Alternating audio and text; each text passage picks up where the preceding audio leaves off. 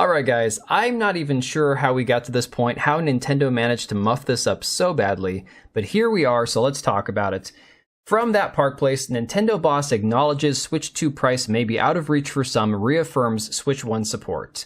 There is a lot more to this than just that headline. Essentially what happened is the Switch 2 got announced, it's going to be coming out in June, and the price is $450 just for the console. Now, as far as consoles go, I don't really have a problem with that price. The price is not the issue that I have.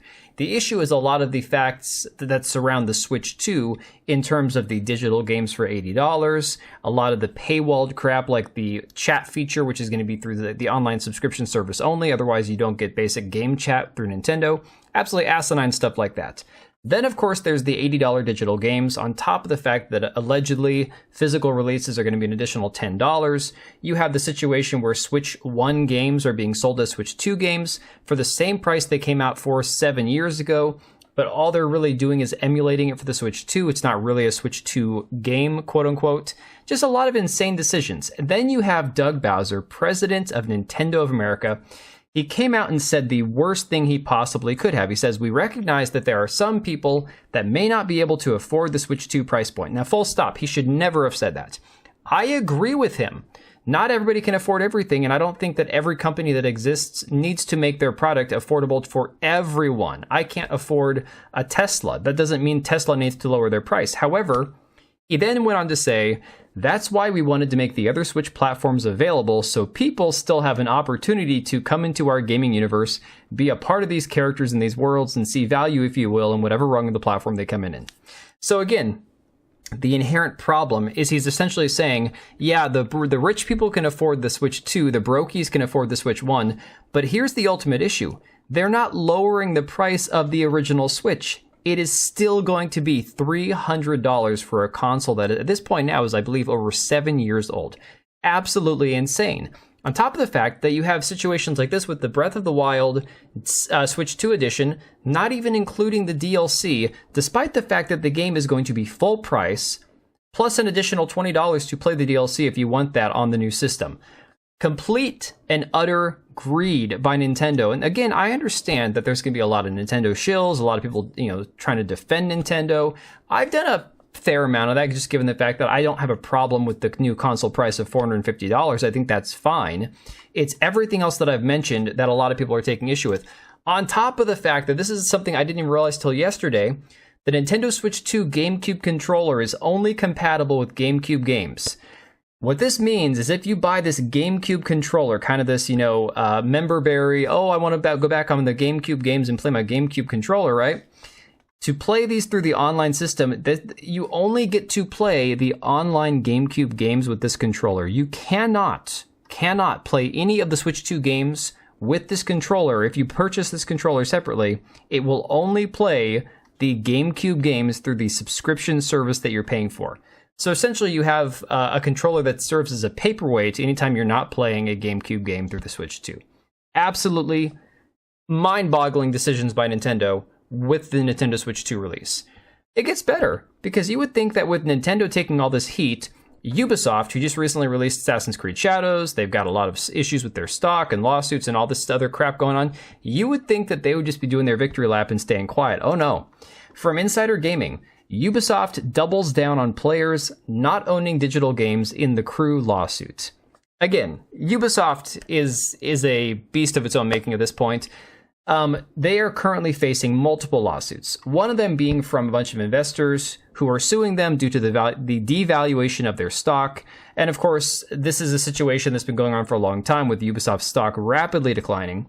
So this article here says the current decline in Ubisoft share price is linked to the market's reaction to the deal with Tencent. Now recently, Ubisoft, trying to dig itself out of the hole that it's put itself in, decided to make a subsidiary with Tencent as a 25% owner and shipped a bunch of their IPs over there, like Assassin's Creed and the Far Cry games.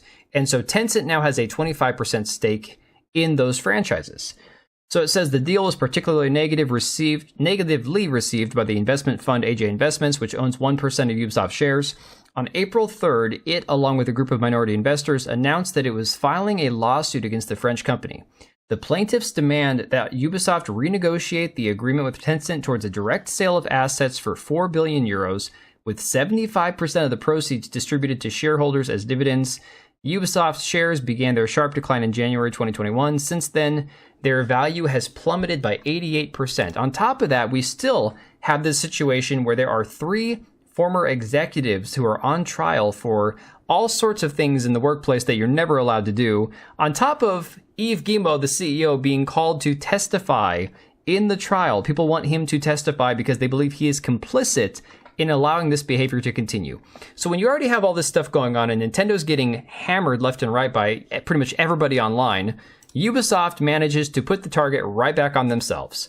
So in this article from Insider Gaming, it says, in November 2024, Ubisoft's lawyers started contending with a class action lawsuit raised following the shutting down of The Crew, an MMO-based live service racing game, taking it offline for one and all. Now again, this is a problem. This is another situation where if you purchase this game, you've had it stripped away from you, taken away from you because they shut the server down. So even if you own a physical copy of a game, if the server goes offline and it's an online-only game, you're screwed. This is a bad situation gaming is currently in, right? The lawsuit alleged that Ubisoft had duped players into believing that they were buying a game with permanent ownership. Ubisoft retorted that they were only ever buying a license to play the game. In the latest update in the case, Ubisoft's legal team has doubled down on that concept, and the plaintiffs have fired back with amendments. It says it's not unfettered ownership. In a document dug up by Polygon, it was revealed that Ubisoft's tenacious legal team filed to have the case thrown out of the California court. The team claimed or rather reiterated that customers received the benefit of their bargain and were explicitly notified at the time of purchase that they were purchasing a license. Ubisoft Inc. allegedly misled purchasers of its video game The Crew into believing that they were purchasing unfettered ownerships in their game rather than a limited license to access the game. And this is, of course, the original claim from the plaintiffs. The recent amendments to the class action suit saw the claimants leaning on the law surrounding gift certification sales in California. The hope is that they can stress that they were robbed of digital currency, as in California, gift cards aren't allowed to expire, but any in-game credits players had when The Crew was shut down did just that. They disappeared. Absolutely insane. And again, this goes back to another issue that I've been seeing where essentially 58%, this just came out recently, 58% of PC gaming revenue came from microtransactions alone in 2024. Guys, that means that only 42% of the revenue for PC gaming was through actual game sales. 58% was for digital items that don't really exist. On top of, when you're buying things from companies that don't think that you technically own your game, you're leasing a game and then buying cosmetics that cost you real money that they could take away from you from like at any point. When I say that gaming is in a really bad space right now, in a really bad position, this is why. Mudohar says piracy is morally correct in this situation. Legally, they should change the term buying to renting 100%. You shouldn't have to, quote unquote, buy games anymore.